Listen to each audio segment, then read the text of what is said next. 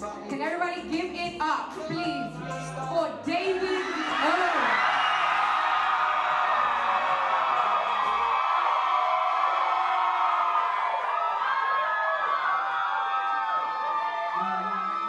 What up, what up, what up, what up? How you guys doing this evening?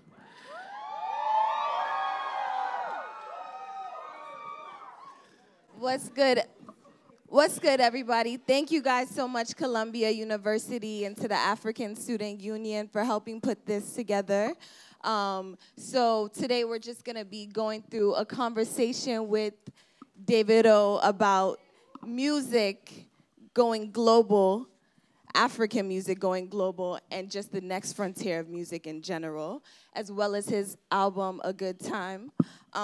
So just to, I guess, hop right into it, talk to me a little bit about some of your early experiences with music and just getting started.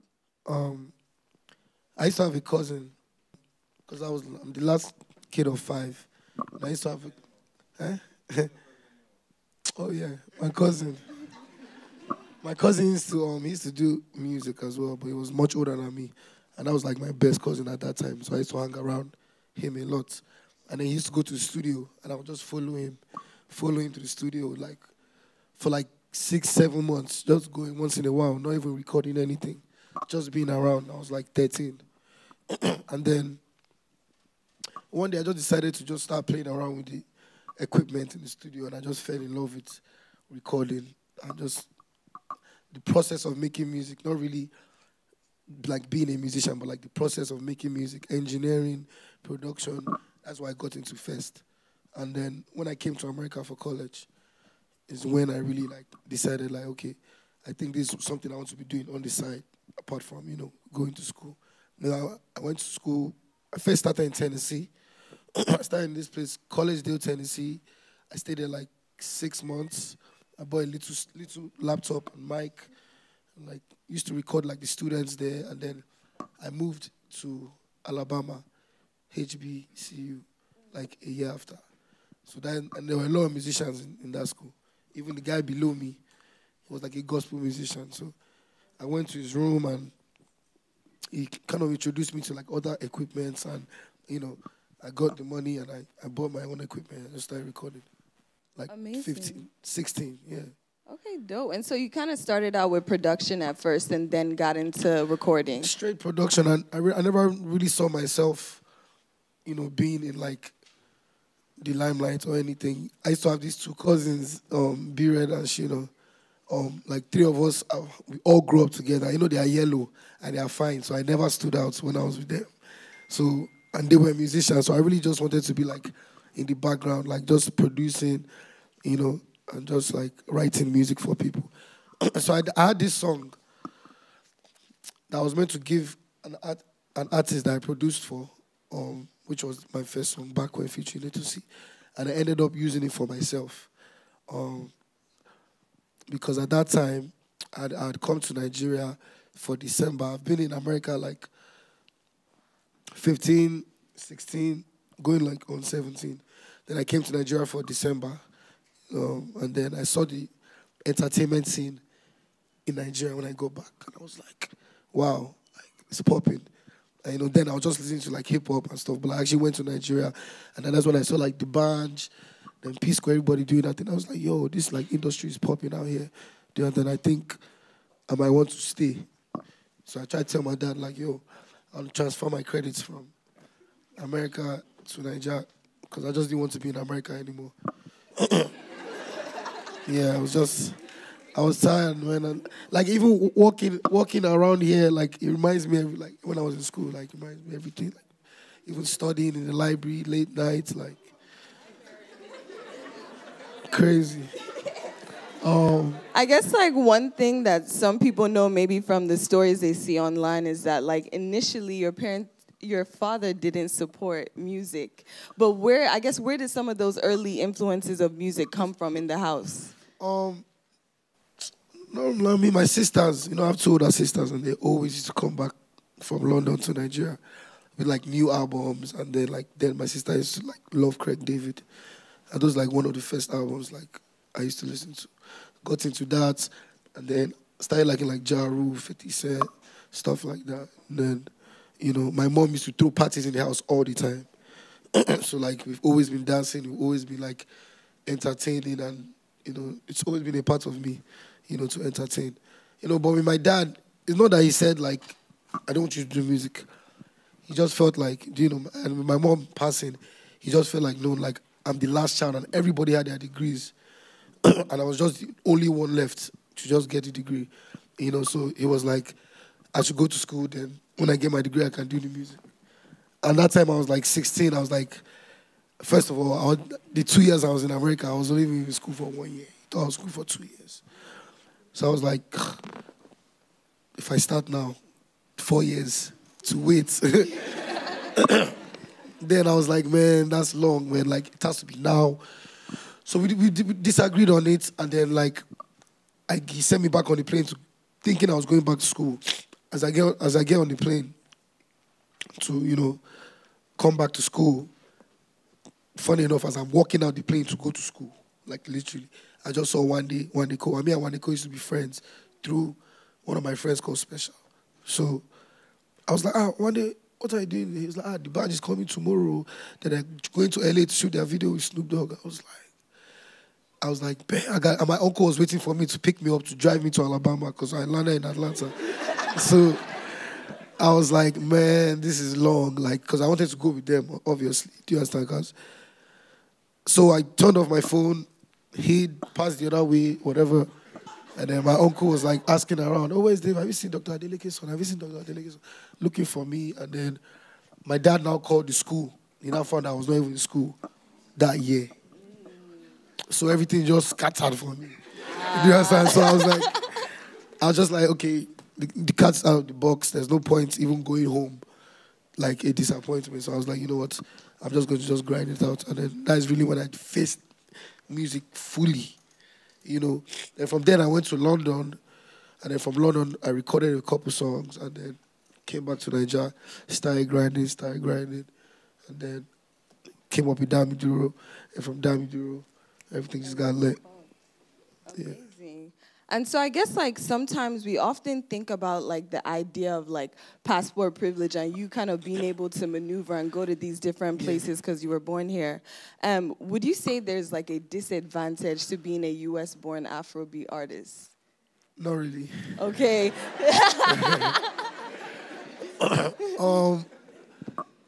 But like I've lived in both worlds. Like I've lived with African Americans. I've lived with pure Africans. But like with me, like it helps me honestly because apart from that, I don't really have to line up to say I want to apply for any visa. So like work is kind of easy for me to move around. But I still, even the Americans tell me that I'm American, and I'll be like, no, I'm Nigerian. But I have to explain to them that okay, my parents just give birth to me here, and over here is where you're born. That's where you're from. Yeah. You know what I'm saying? Like, I'm like, where are you from? I'm like, America. I'm like, where's your dad from? Like, Nigeria. I'm like, I'm like, what are you talking about? But you know what I'm saying? I understand it sometimes, though, when people really don't want to, associate themselves from their true identity because, where we come from, I say this all the time, we don't have the best leaders, and you know what I'm saying? We don't have the best, like somebody that was born here and has never been there will be very scared to go any day. I met some guy in Uber like a couple months ago, and he left Nigeria he's like a 40-something-year-old man. He's married. He has a whole family out here, all of that. And then I was like, where are you from? He was like, Ghana. I was like, oh, cool. And I was like, when last time you go to Ghana? He's like, no. I'm like, what? He said, never. He said he's never going back to Africa. And I was like, why? I was like, you're just complaining and complaining. So in my head, I'm like, what will his kids think? Do you understand? Somebody that has been there and has managed to get away from whatever life he was living over there, come to America, and then you have kids with, let's just say, an African American, and the kids are growing up here, and you don't tell them anything about, where they are from and stuff like that. But I can't blame them. That's why entertainment has helped a lot. Yeah. You know what I'm saying? Before, like 4, 5 years ago, they ask you where you from Nigeria, the first thing comes to your mind is scam. But now it's like, where you from Nigeria, the first thing is like, oh, I love Nigerian music, I love Nigerian movies, you know what I'm saying? I love African music. You know, the narrative is kind of changing now, you know? And I guess, like, you know, because the narrative is changing, do you feel like even more responsibility to be a bridge to get people back to Africa? Definitely, you know what I'm saying? A lot of people, like this year, they're calling it what, the year of return. A lot of people are going back to Ghana, Nigeria, other African countries. You know, because now we have social media. If you type Lagos on Instagram, you see a lot of beautiful places. Or you type Accra, or you type Lome, or Benin. You know, but if you put on news channel, they're not going to show you all those kind of things. So it's like, now people have seen that, you know, these everywhere has good places and bad places. I can take you somewhere in New York that looks like Lagos now. That is a fact. I'm not like, but it's just like, so now people are kind of realizing, like now we have Fashion Week in Lagos, like we're doing like Afro Nation is coming, like people are going, Cardi is performing, you know, this Christmas I'm taking Chris to December to Nigeria. So it's just like everybody really wants to come and see that true identity. When Lil Baby came to Lagos, he was just, I took him on like a little boat ride where you go to this island, and he was just looking around, and he was just shaking his head like, damn. I was like, what? He was like, man, like they've been lying to them their whole lives. Like he'd never ever think like we'll have all these things that we have in America there as well. So people are realizing that. Yeah, and so, like, I guess in many ways, it's kind of like you said, the creative industries is what's actually changing that perception. What would you say kind of music is doing specifically for Africa right now? I mean, it's another topic. You know, the only topic we've really had in Africa has been what? Political. Politics, social. And so, you know, I feel like it has brought another topic and to Africa these days. I'm telling you, that's the number one topic on the list right now. Yeah. It's entertainment. You understand? Not even, let me just say culture as a whole. Even from the clothes, you have these designers that are designing now. You even have like big brands copying from these African designers, facts, to the movies. Now, Nollywood is producing like, I'd say better, you know, quality movies, and then music, and even to the food and everything. So I feel like it's like a culture shock. It's not only the music side, you know, it's something that comes from everywhere. And the Africans in diaspora too are very important. Yeah. How would you say the Africans in diaspora have kind of personally shaped your career? Because everybody has an African friend, no matter what. Everybody has an African friend, and we always love to like push our culture on like people that don't know about it. Like for example, like even food, we force our friends, you must eat this pepper today. We force our friends to eat the food, you know, and even with the music, like for example now, like in Atlanta now, you go to a club, an African enters the club, okay, and he wants to buy XX amount of bottles, and he wants to spend money. But he tells the club people that when you're bringing out my bottles, I want to hear Davido, I want to hear Burna Boy, I want to hear Whiskey. Do you understand? Like, just stuff like that. And then, before you know it, the DJ is playing it, and he starts to like it. And then the girls start to like it. And once girls start liking something. So, I guess, would you say, like, your core audience is women? Of course. Shout out to the ladies in the building. Okay, amazing. So I guess I guess one thing that's unique that you said is just how the creative industry is changing things, and I think you're doing a lot of that in music, specifically with DMW and really pushing your label. What do you want your label to represent that's different than what's coming out of the music industry? My own label is kind of set up different, because before anything, me and my artists were friends. My brothers before anything, anyway. I don't really run mine like a business per se. My office on my phone, I don't really have to like have a set up a boardroom meeting to decide what any of them want to do. I met them all differently Mayoko. I met Mayoko on Twitter. Wow. I was just going through Twitter and I just tweeted me something like, "Oh, boss, please help me," or something funny like that. And I retweeted it, and it got like mad retweets. And then I followed him, and then we just talked through DMs, and then we just linked up, and I was like, "Yo, let me start this label so I can start helping, other acts. Because of course, when I'm done what I'm doing, my joy is to sit back and see that okay, even though I'm not still doing this, I can see that my company is, bringing up new acts and so on and so forth. It's very important to nurture talent, and I've seen all of them grow into like rookies, into like Meo Kuna has his own thing. He's doing his own label as well that he started as well. To even Dremo, to Peruzzi, everybody is just doing that thing. I don't really run it like a label. It's just a thing of we all just sit down like, look, how are we going to do this as brothers? Who is dropping first? How are we doing it? We all help ourselves with music. Peruzzi helps me, I help Peru, Mayo helps Peru, Peru helps Mayo, Dremo helps me. Like, that's how we run it. So you say it's kind of like more about community than anything. Yeah. I guess collective effort. Collective effort. I guess sometimes, like a lot of the times, people are thinking about networking above. Do you think it's important to network next to you? Kind of like people who may be on your similar level versus someone who's always above you? It depends. Everybody's story is different. There are some artists who just blew on their own. Do you understand? So it's just, I feel like everybody has their own story.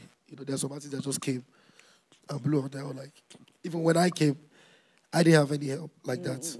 I didn't really know anybody apart from like the Mohits, and they was busy with their own stuff. So yeah, Awesome. So I guess to get into the album, A Good Time, which just came out on Friday, you guys. So if you don't have that, go and get it.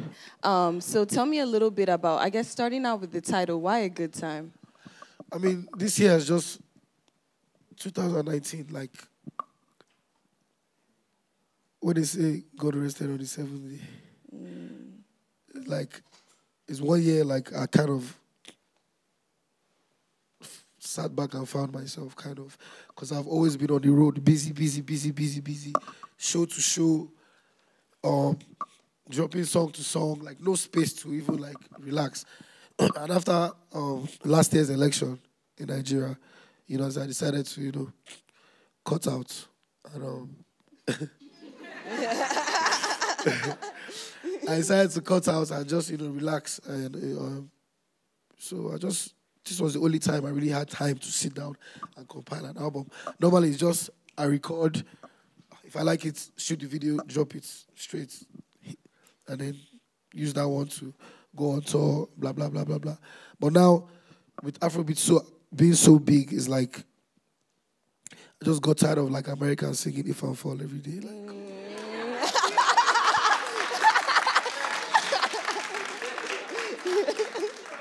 So it's like I got tired of that. So, and I was looking at them like, bro, I have like a billion songs after If I Fall, but it's just like those ones caught on. So I just decided, what, let me put out this album, just so people can explore and feel more music.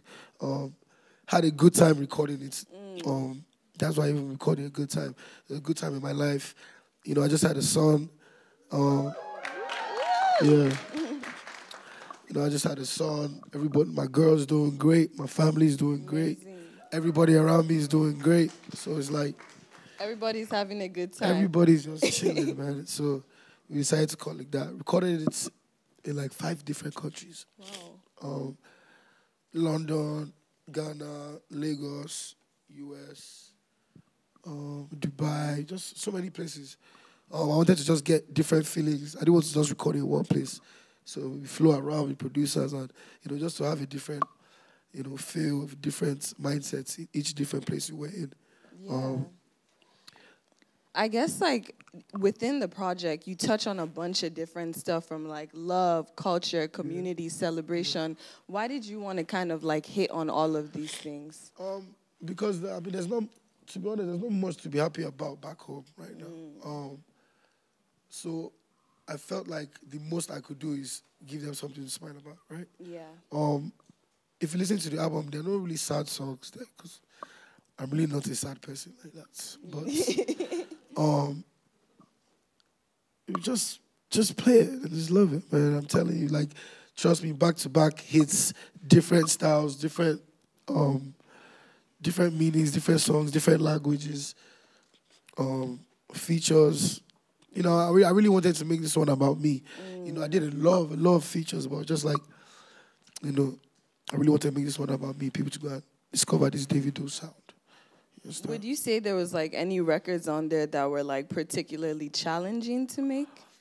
Not really. Maybe the intro, because the intro took like some time to write, because it was like 3 different songs like divided into. But no song was really challenging at all. Okay. And I guess like, well, me personally, once I started that intro, it's very hard to even get into the next song. So there's like a lot of things to take in, a lot about celebration and just having a good time. One thing that was really dope that you added was just making sure to have these voices in the U.S. So a lot of them from Summer Walker to Gunna, they're from Atlanta. Why did you want to like have maybe Atlanta-based artists to be a part of this? It wasn't even, funny enough, I wasn't really thinking about even ATL or anything. It's just that, like, Gunna, I've been known Gunna for years. Before he even blew up. Like, when he was just, like, rolling with Thug, like, I've been known Gunna.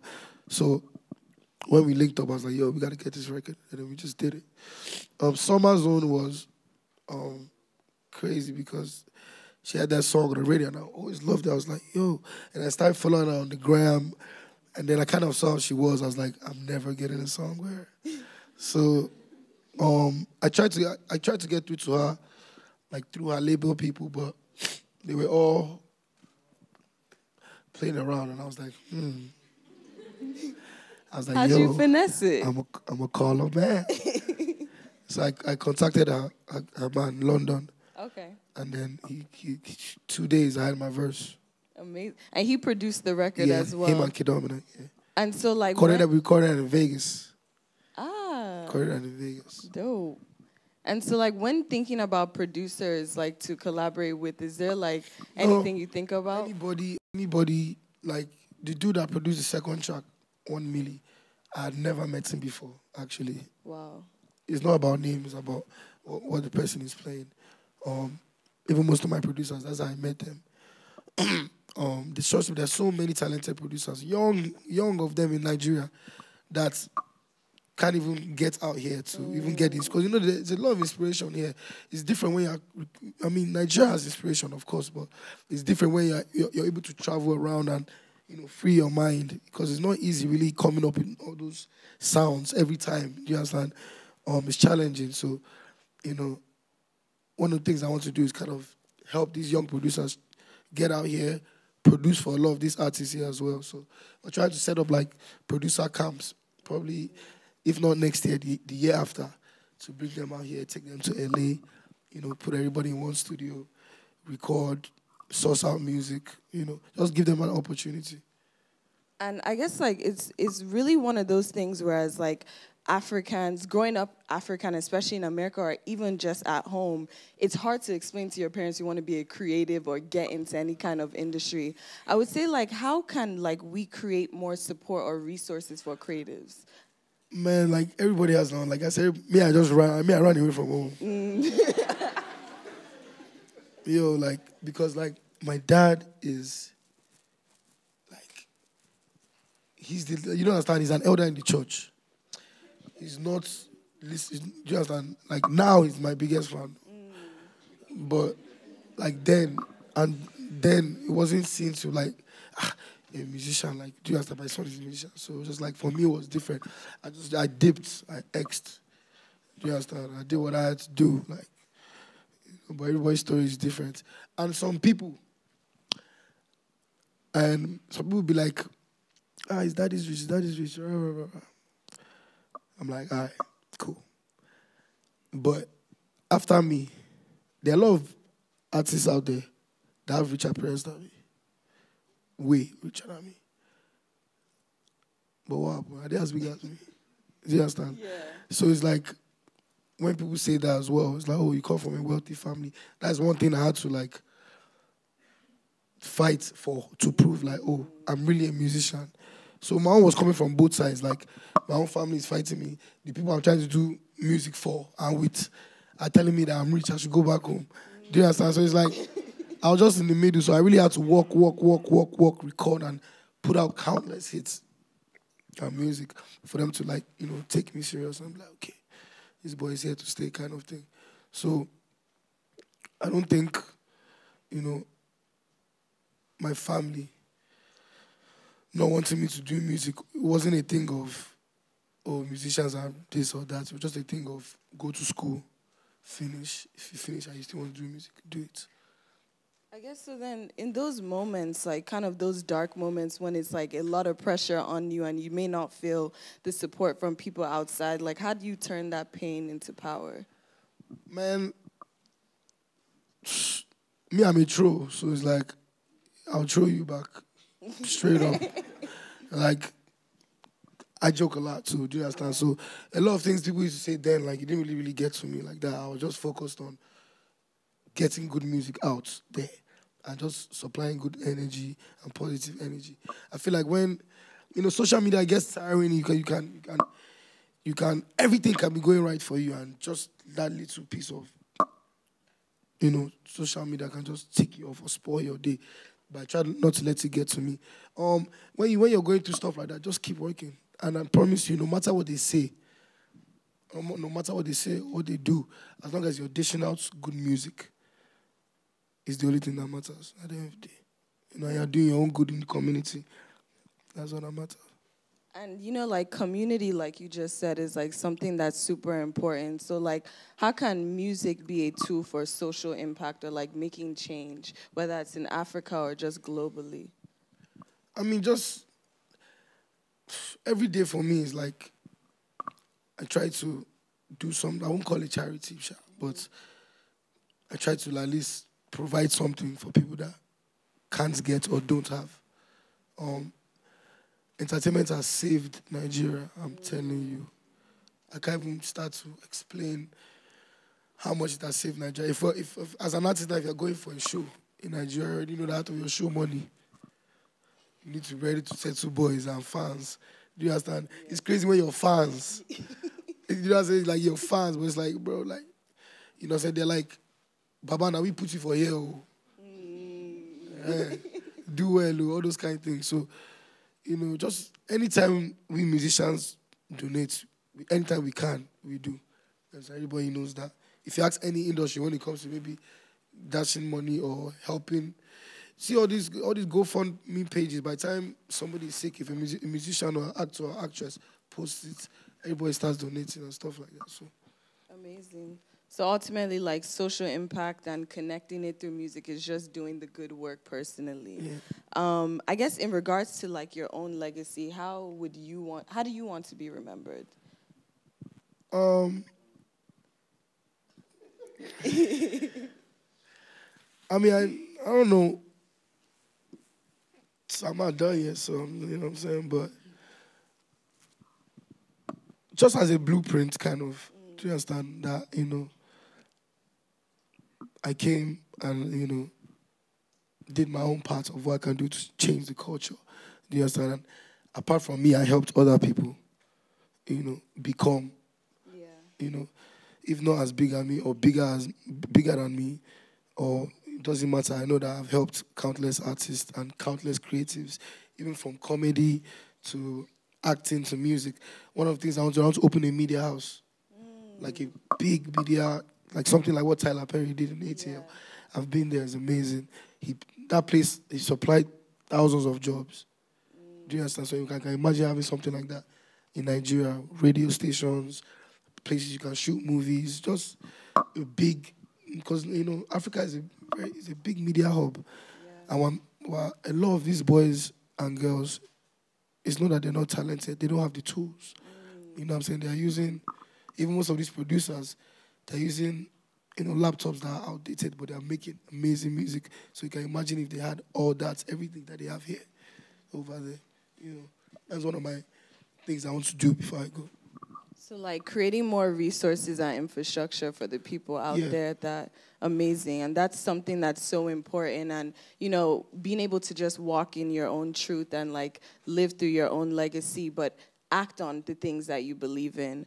I guess like to wrap up some of this, like what's next for you? What's next for Davido?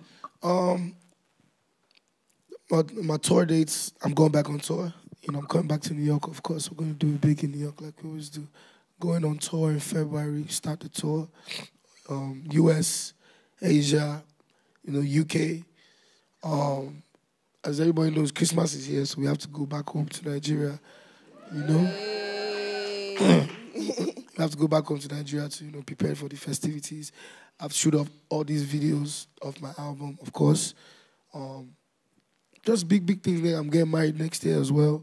Congratulations. And then, a lot going on. You're going to see me in a Hollywood movie next year as well. So just, just get ready. Look out for David in Hollywood. Just everything is good. Everything is popping. Everything's going down. We're in a good time. You know, it's a good time to be African. Left, right, up, down. All you see is Africa, Africa, Africa, Africa, Africa, Africa. So we need to keep this vim up because they think it's just a phase. And we have to show them that it's not a phase. Do you understand? Right. We have to show them that it's not a phase, you know, because they believe it. And the only reason why they believe it right now is because it's bringing in money. But apart from it bringing in money, we have to show them that we're actually passionate about this. So you guys go and buy my album. That's how it is.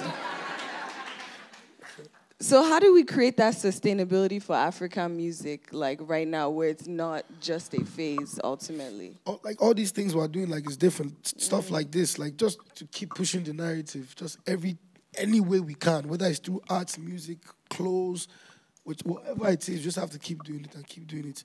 You know, we have people like you know, that come up with things like this every day. So it's just whatever it could be. And final question, because ASA did partner with Melanin Unscripted. What does unscripted mean to you? No. What does being unscripted mean to you? I know what a script is. So unscripted, that means there's no script. So I don't understand what you're saying.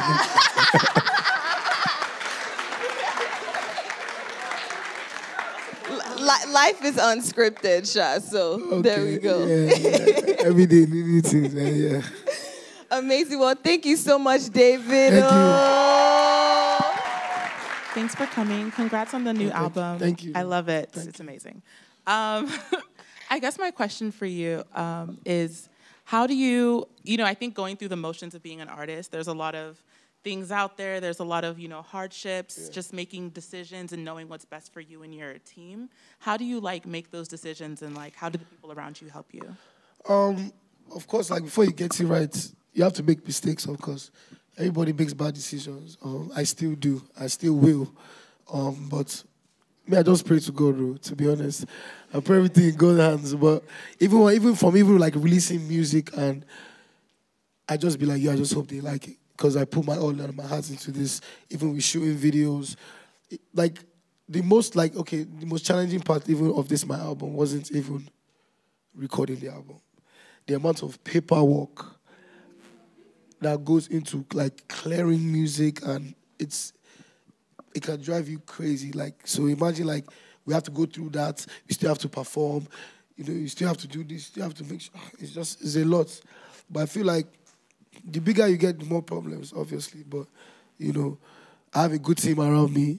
You know, sometimes 3 people say yes, 2 people say no. Then, do you understand? We just find a way to just work it out.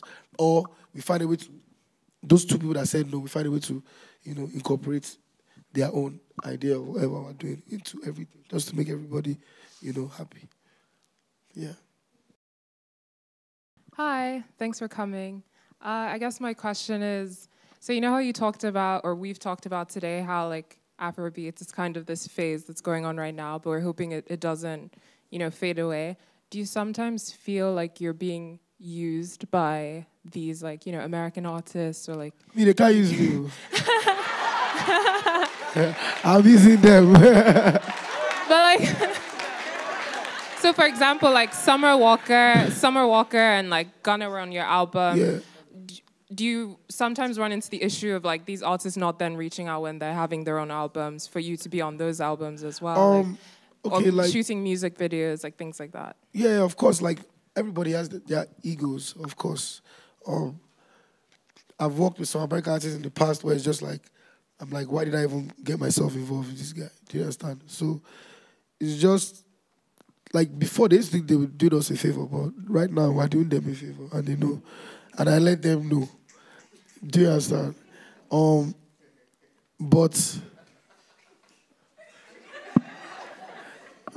all in all, themselves, they're finding their own true identity. Like they think it's cool now, to want to be messing with Africans. So it's kind of easier now than like maybe 2 years ago, where it's just like, okay, maybe they give you a vest and you're chasing them around the whole world to shoot your video, and then you shoot the video. After the video is out, of course, you still want them to help you promote the video. Do you understand? So it's just like, that's what you call it collaboration. Like, I don't see, before I was just like, okay, let's give it a verse. But now it's just like, if you're not ready to be my friend and care about my project the way I care about your project, there's no point of us doing this. That's why, like, I'll always be grateful to Chris Brown, because I met him and he did things for me that would cost millions of dollars. Like, did my record, put me on his album, took me on tour, like, but that's because, like, we started off as friends. So these days, I don't really, if an artist invites me to the studio, I'd rather be like, yeah, we'll go there, let's just play some music and vibe and chill, talk. And maybe after, like, hanging out, like, 3-4 times, okay, let's get to music. But you just meet them for the first time, you do music, the next thing you see is in your email from their lawyer. We'll give you 30% of the sales, blah, blah, blah, blah. The video shoot is blah, blah, blah, blah. See you. Do you understand? Like, that's how it usually works. You know what I'm saying? But, these days, man, we'll tell them on the way and then, they don't see us. So, and it's but honestly, it's because of people like you guys that are giving us confidence. So please, continue. Do we have any other questions? Right there.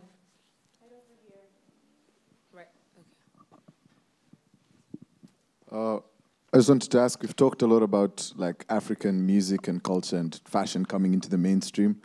I wanted to talk about African food and how it's kind of also coming into the mainstream and people are learning more.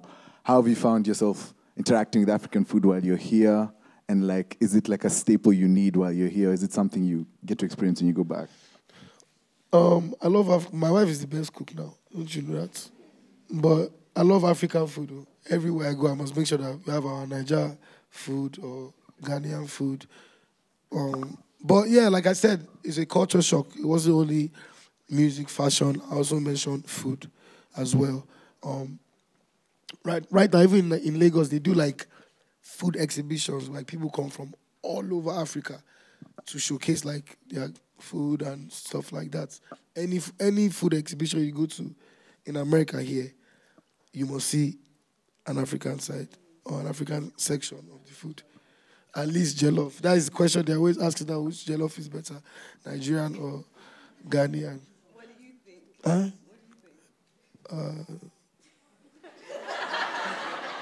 How many Nigerians are here? How many Ghanaians are here? Jollof is jollof. But yeah, I feel like the food is helping us as well, getting the culture out there as well. As long as they don't put so much pepper, they be complaining about that pepper, man. One more question? We had a question right here. So I have like a comment and then a question. So the comment is when she asked you a question, if you were the blueprint, like you're really the blueprint, so you shouldn't even like hesitate with that, and we acknowledge that. And then in terms of like holding the image and how you're changing it, instead of like seeing how they see us, we should look at how we see each other. And have you thought about making protest music that empowers the people of Africa, you know, and in terms of enlightening our understanding of the colonization that we're going through? Yo, I have so many songs like that, but nobody wants to hear it. Please, we want to hear them. Of course, like, but see, man, like I have songs where it's like, I'm really like, even in my intro of my album in Yoruba, the way I said it, I didn't really direct it, directly to them. But if we're gonna be doing songs like that, I'll say we'll sing about like the leaders and the political situation in African countries, because that is the root of all these problems. Do you understand? What else are we going to be singing about? The problem is there. And if you go and do mistake and sing, and next thing, do you understand? So, I remember like during the election, when I was, first I went into that election, of course, for my uncle. That was my first concert, which we won, and they didn't give it to us. So after a while, I actually been on the campaign and seen how these people are really suffering. I went on it and started kind of telling people, vote, vote, vote, vote, vote, vote. I cannot tell you the amount of abuse they gave me online. No, leave us, no, vote. Rah, rah, rah, rah, rah. Now that they're suffering, I'm just looking at them. Do you understand? Like, we need to change. Sometimes, I ask myself, is it our leaders or is it us? As Africans. Because anybody you put there. Do you understand? So it's just like we need to better ourselves first and, change within ourselves, because time is going. And now Africa is precious. No earthquake, no no hurricane, no tsunami. Do you understand? It's just we're not managing what we have. That's just it. That's the only problem. Do you understand? So, yeah. Thank you. Hi. I'm going to do the last question. So we've seen several African artists now collaborating with artists from the West, and you yourself have collabed with people like Popcan, Meek Mill, and others. We've also kind of seen that people's music sound kind of changes when they collab with international artists, but you distinctly keep your voice in every feature and collaboration. So would you like to tell us why you kept your voice in your song? I mean, most times, I carry my own song there. Because sometimes you just get there and it's like, you just start playing some other shit. But, I feel like if collaborating with me, you have to come into my world. Do you understand? I can't really fit into their world. I can't do trap. I can't do, trap or whatever. So like whatever we're doing, it has to be coming into my world. And these days, that's what people want to hear. You are in the club, they're playing hip-hop, which is mad. I love hip-hop. But you know that when that Afrobeat comes on, it's different. You know in your body, you don't care who is beside you. You don't care who is beside you. You just want to just have a great time. Like somebody told me that, just from the beats to everything, to the dancing as well. We have these crazy dances out, everybody doing it. So, it's just popping, man. Yes, sir. Yeah, exactly, man. So, all the questions are done. Thank you guys so much for Thank you.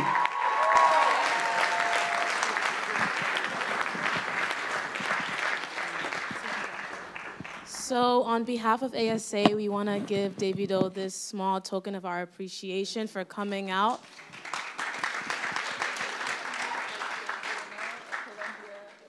Yes, you're right.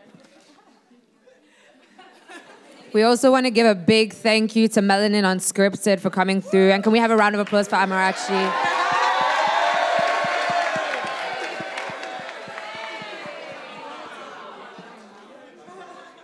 Thank you so much.